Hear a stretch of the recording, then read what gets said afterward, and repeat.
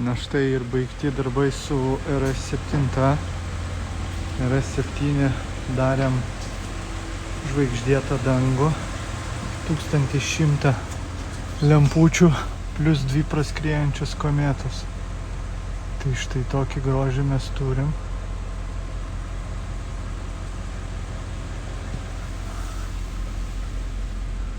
Dviejų spalvų. Tarpusavį galima kombinuoti spalvas, mirksėjimus, ryškumas, viskas reguliuojasi. Tuoj pademonstruosiu.